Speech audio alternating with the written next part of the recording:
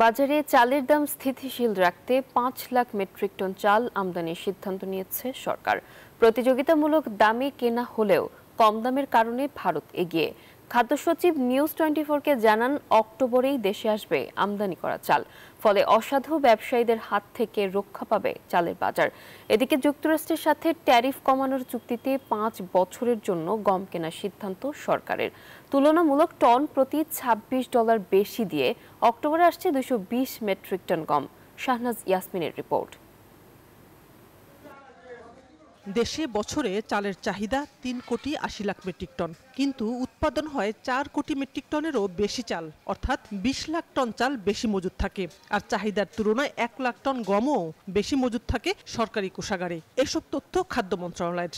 তাহলে প্রশ্ন, এরপরও কেন বাজারে চালের দামের এত উঠানামা, যেখানে হাঁসফাঁস করতে হয় সাধারণ মানুষকে?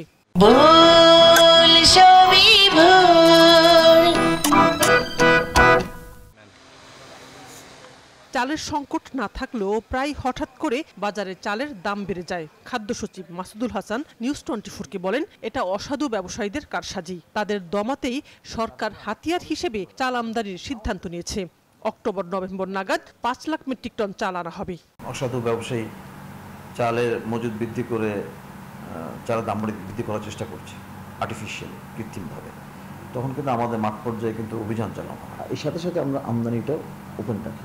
আমাদের যাতে কোনো অবস্থায় বাজারে চালের মূল্যমান বৃদ্ধি না পেয়ে যায়, গরিব মানুষ যেন উচ্চ মূল্যের কারণে ক্ষতিগ্রস্ত না হয়, প্লাস সরবরাহ চেনটা যেন স্মুথ থাকে, সাপ্লাই চেনটা। এদিকে যুক্তরাষ্ট্রের বাজারে পণ্যের শুল্ক কমাতে নানান দেন দরবার করছে সরকার।